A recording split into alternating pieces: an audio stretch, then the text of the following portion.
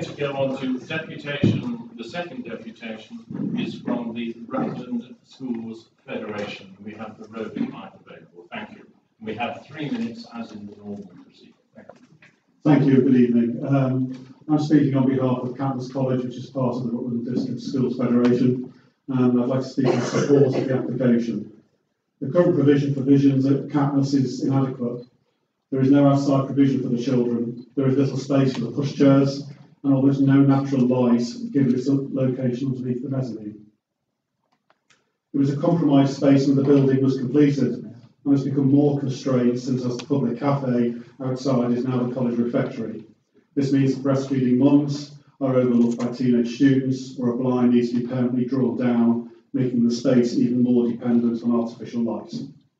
Young babies and expectant mothers need our best care and provision at the centre of their community rather than the current compromised space as part of a secondary school. The library conversion is in the centre of town and therefore ideal. It would be easier for parents to access without cars. It would introduce children and parents to the library from a very early age, which would increase access to this important public service. It would also offer babies the opportunity to benefit from an outside space, something which is critical to the success of the children's centre such as Visions, and its current location it's impossible. The space vacated by Visions is also critical to allow Catmose College to continue to increase the number of children we admit. In the last 2 years, we have increased the students being admitted from 180 to 210 per year. This has allowed us to better meet local demand for places. We have managed this thanks to the relocation of adult learning, but have now reached the point that without additional office and classroom space, we will need to revert to an intake of 180. This means that around an additional 30 students, a total of 70, who are local to Rutland will be declined a place most likely, a position which I think would agree is unacceptable. These are children who live in local villages such as Whissendine, Market Overton, Langham and Cottesmore, who are just a few miles from the college. This is a result of the significant number of new houses which are beyond our control that have been built in Oakham, that have been built very close to the college. The Visions were to move as a result of this planning application being agreed that the college would increase its planned admission number to 210. This would secure the adequate secondary places locally at very low cost to the taxpayer and free up capital money to be spent on other schools locally. The council will need to find transport for any students that are refused to school a number of miles away, splitting them from their friends to attend the same primary and wasting valuable resources and time travelling on buses. In the medium term, the situation is only going to get worse as more housing is built and the college will need a new building to meet demand from Rutland. This will cost considerably more than the refurbishment of Visions. The Vision space will provide a much needed life skills room and cooking facility for our special provision. We currently have no access to such a provision. It will give us an additional much needed classroom for college students. It will give space for our reprographics facility, which is currently in a disabled toilet. It will allow our finance team and site manager who are currently located off-site to come back into the college building so they can be accessed by staff and students. I have no doubt that moving Visions will have some impact on local residents, but believe this can be managed through a parking scheme. I value the conservation area, but building could be designed to be in keeping with the library and the rest of this area and minimise the impact. The move, that's okay, I'm nearly there. The move will have, on the other hand, significant benefits to over 1,000 students and their parents who are a key part of the future of Rutland. It will give their babies and their parents who attend Visions a far more appropriate space that will give them the best possible start in life. It is for these reasons that the Federation supports this application. Thank you. Thank you.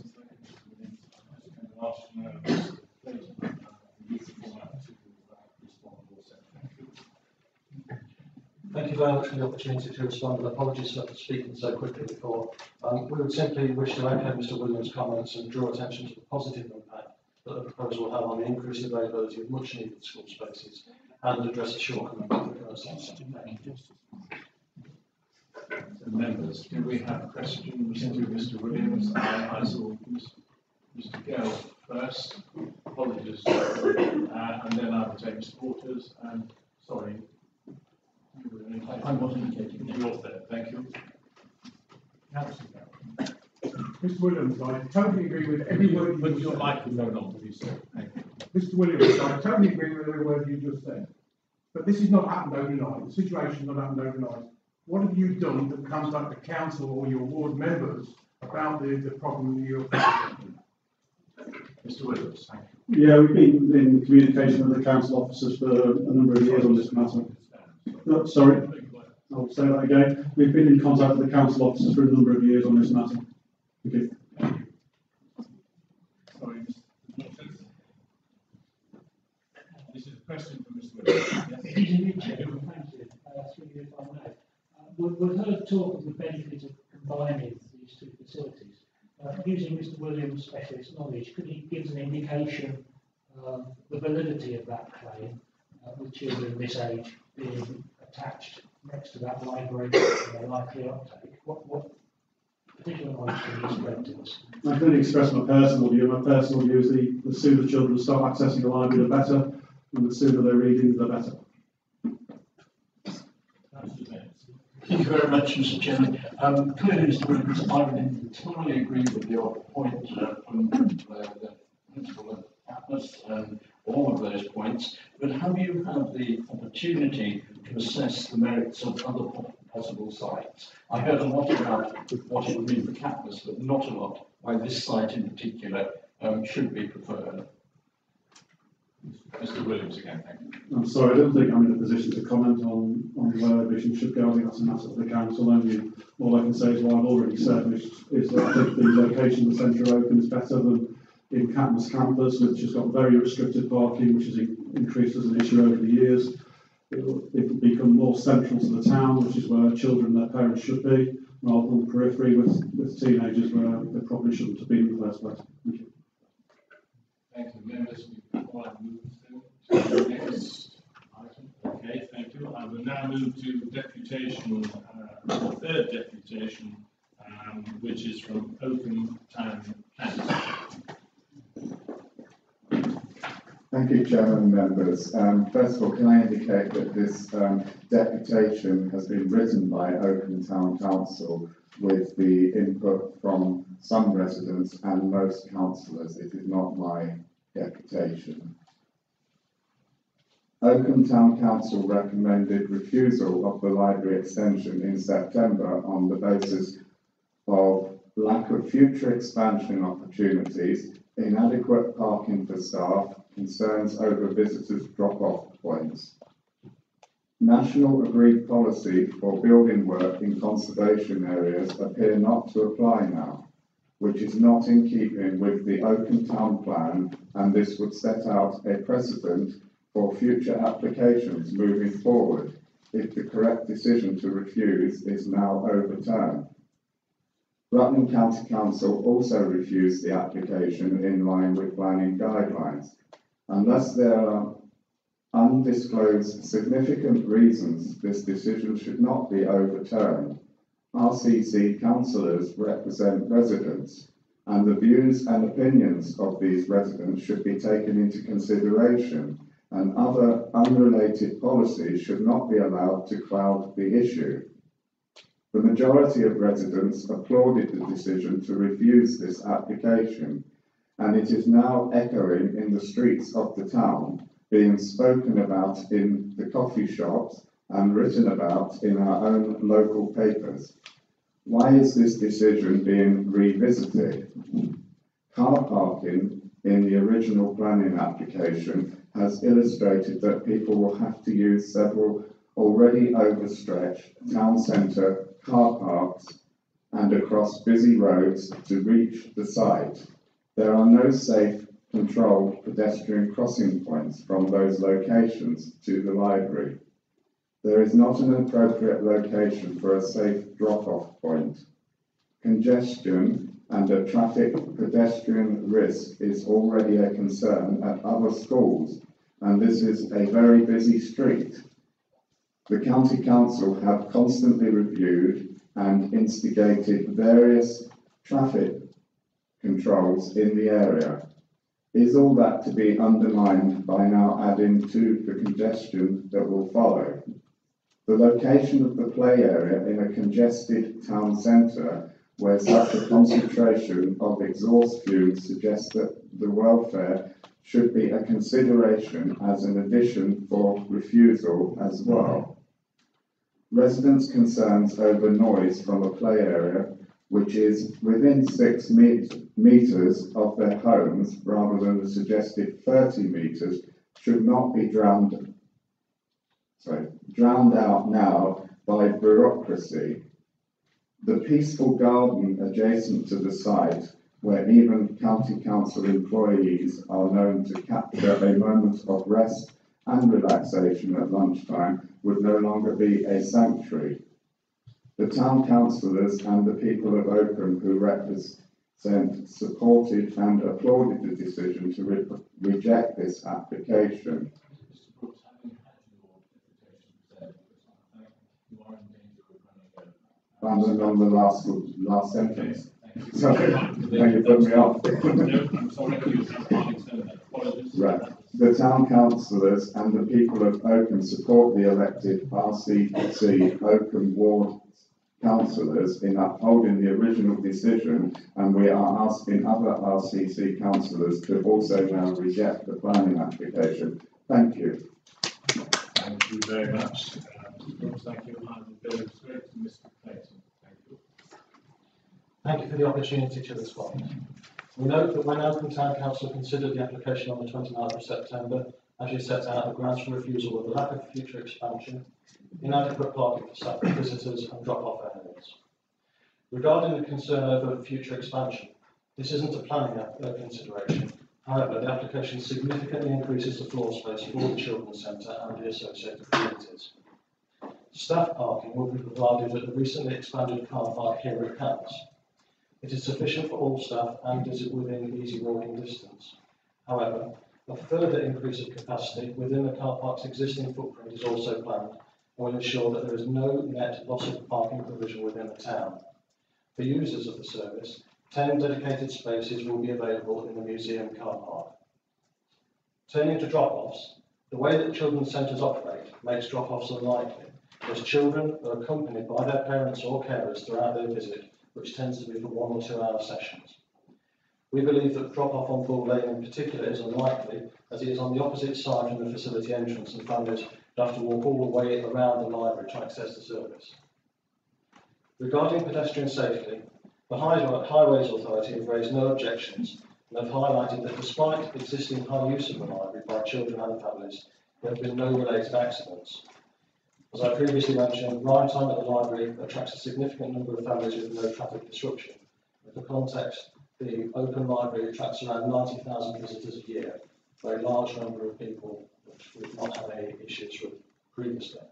In relation to exhaust fumes, this comment would equally apply to any recreational area in the town centre, including the Peacock Garden next to the facility. We have looked into this issue further, and a 2015 assessment of local air quality has not identified any concerns relating to air quality in this area, and in fact notes an improvement in air quality since the opening of the bypass for this location. The proposed supervised outdoor activity area is surrounded by a 6-foot high wall and is somewhere away from moving traffic. Finally, regarding concerns about potential noise, the majority of children that use the centre are under 2 years of age. The Peacock Garden itself is used by all ages, including children, as a recreational area and is next to a mini roundabout with no screening. We don't therefore believe there will be any significant increase in noise caused by the development. Thank you. Thank you. Members, do we have any questions? Yes, Councillor, please. And your question is Mr. Brooks, Mr. Clayton has actually stolen my thunder, but just on the issue of noise, is it such a great criminal act for someone sitting in Pleasant Gardens, hear some 0 to 2 year olds playing and laughing and giggling? And if so, will Oakham Town Council put that sign on all its parks? I'm not sure. Unfortunately, Chairman, I was only given authority to read the deputation, and Councillor, I would be in breach of code of conduct if I answered a question unilaterally on behalf of Oakham Town Council. But on a personal basis, Mr. Waters, I don't think they would do that. Okay, thank you very much, Mr. Brooks. Members, any other questions?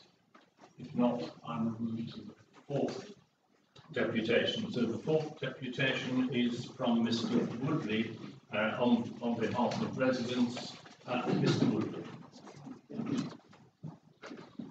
So, the Development and Licensing Committee expressed concerns which we echo for the refusal of the proposal to be upheld, subject to your changes of your conditions earlier. We believe that the agenda item 8, which is to approve the planning application, has a flawed conclusion, and we draw your attention to the following items. Section 3, design and impact on conservation area. 3.1, parapet roof, even though it is stated is not visible, it is in fact still there and therefore contrary to recommendation. 3.2, two wrongs don't make a right, and extending the use of cladding will set a precedent for other residents to use this material in a conservation area. 3.3 and 3.4. As has been seen through the installation of the temporary simulated extension, the site clearly is visible from the street scene. The deciduous trees do not screen adequately during autumn and winter, and neither does the stone/mud wall, as it is visible above the wall from the open space on the corner of Stamford Road. 3.5. While we note the changes, it does not address the concerns about an adequate dropping off area. Section 4. Conservation Advisor's specific comments. Section 72 of the Planning Act 1990. The acknowledged harm by this proposal does not outweigh the public benefit, as the proposal targets a low facility usage of 9 to 15 users in 2-hour sessions a day. As the Conservation Advisor is unable to visualise the materials and construction as per plan, it is unfair for the public and elected members to adequately assess the suitability. Section 5, Highway Safety. The proposed parking facility at the museum, though 120 metres and one main crossing away, exposes mothers with young children and modern-sized buggies to an exaggerated risk due to the lack of the site suitability for on-site parking. Section 5.2. Supervision does not diminish the risk from the lack of on-site parking. 5.3. We anticipate an increase in traffic accessing and exiting Bull Lane due to supporting deliveries and drop-offs.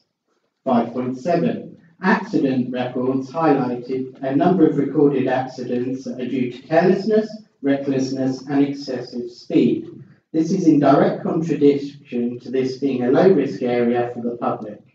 Clearly, the lack of a speed survey demonstrates a lack of due diligence in the submission as evidence.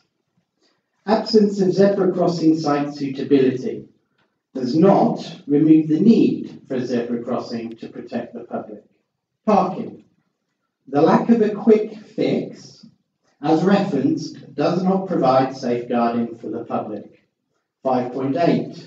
The evidence in the form of accident reports with no other evidence-based assessment actually highlights the safety concerns for refusal. And finally, the formal objections to the planning do not reflect the actual opposition felt by the general community. We would like the elected members to consider that when you have choices that seem hard to make, listen to the will of the people, and the choices are always easy.